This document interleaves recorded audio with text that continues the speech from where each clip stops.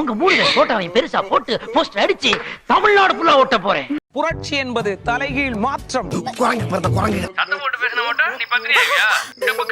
மாற்றம் என்பது சொல்லல்ல செயல். ஆயிரடி வடக்கு மாற்றி வரைக்கும் போகுது.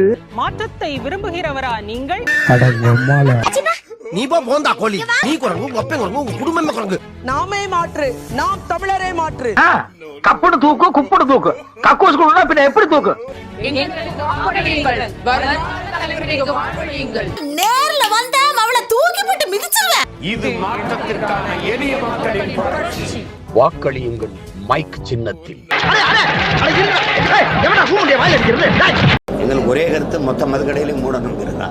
இதில் 500 மூடுறோம், அப்புறம் 1000 மூடுறோம், 50 மூடுறோம்லாம். அதுதான் பூதேவி ஒரு என்ன சொல்றது, அது எந்த கணக்குலயுமே சேர்த்துக்க முடியாது. அது 6 மணிக்கு மேல வேற ஒரு உருவமா இருக்கும். அது என்ன சொல்லுது, நாட்டுக்கும் வீட்டுக்கும் கீழே இறங்கி என்னடா எல்லாம் வாங்கிட்டியான்னு கேட்பாரு என்கிட்ட. சார் ரொம்ப போடாது சார், எனக்கு கூச்சமா இருக்கு. நான் தான் பாக்ஸா வாங்கி. கடமை முக்கியம்ல, கடமை முக்கியம். கண்ணாடி பார்க்கையில அங்க முன்னாடி மோகந்தான்.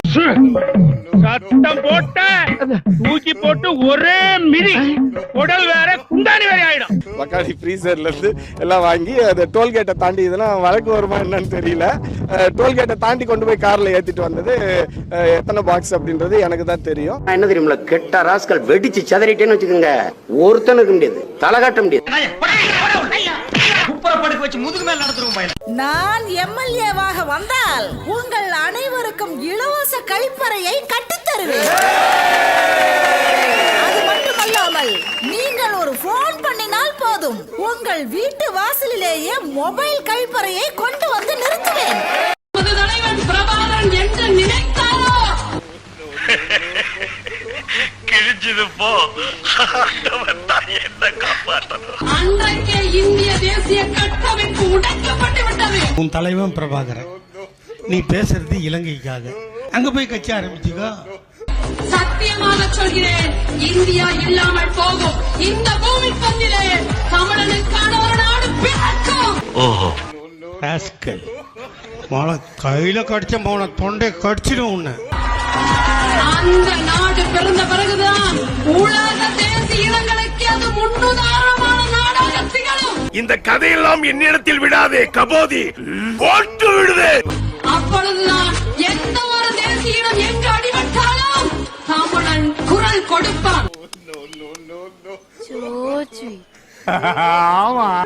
இது இந்திய தேசிய கட்டமைப்பிற்கும் இயற்கை தமிழுக்கும் நடக்கின்ற போர். ஏன் நீ டென்ஷன் ஆகுற?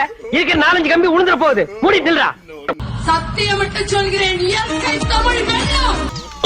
ரொம்ப பேசாத. இனி திம்மி அழக்கூட நேரமில்லை. இனிமேல் வாயில அடுப்ப பத்த வச்சு பாலை காய்ச்ச வேண்டியதான். நாம் தமிழர் வீரர் படை ஒருபோதும் இனி தோற்பதில்லை. நாம் தமிழர். கவனித்தீரா? எதை மன்னா? இவன் பாடிய துதியை கவனித்தீரா? இல்லை மன்னா. நீர் எதைத்தான் சரியாக கவனித்தீர்? மக்களின் வழி தாங்க, எளியவர் துயர் தாங்க, கிடைத்திருக்கும் மொழி வாங்கி கடல் கண்ணியே கரையில வந்து தெரியுற மாதிரியே இருக்கு. கடல் கண்ணிக்கு கால் இருக்காதரா, வாலு தான் இருக்கும். எங்களின் கருத்துக்களை உள்வாங்கி நல்ல பிலாசபி பேசுறீங்க. நல்ல அரசமைக்கும் மொழி வாங்கி, மீண்டும் மைக் இப்படியே சொன்னா? ஆமா, வேண்டும் மைக். கரெக்டா அங்கேயே துப்பிட்டானே. நாம் தமிழர் கட்சியினுடைய வெற்றி சின்னம் ஒளி வாங்கி மைக். இது கத்தி ஊரே கூப்பிடுது தம்பி. வாயை பத்தி தூக்கிட்டு வாடா.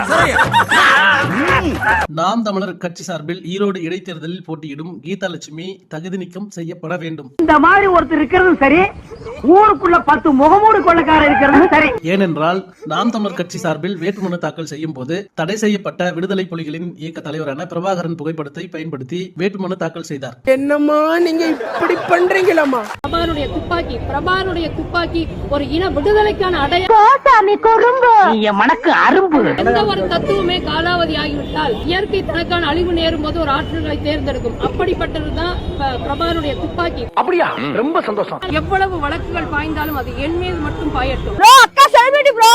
இந்த வீடியோ உங்களுக்கு பிடிச்சிருந்தா கண்டிப்பா லைக் பண்ண மறக்காதீங்க. அப்படியே உங்க நண்பர்களுக்கும் ஷேர் பண்ணுங்க. நீங்க பண்ற ஒவ்வொரு லைக்கும் தான் இந்த வீடியோவை மற்ற நண்பர்களுக்கும் கொண்டு போய் சேர்க்கும். மறக்காம சப்ஸ்கிரைப் பண்ணுங்க.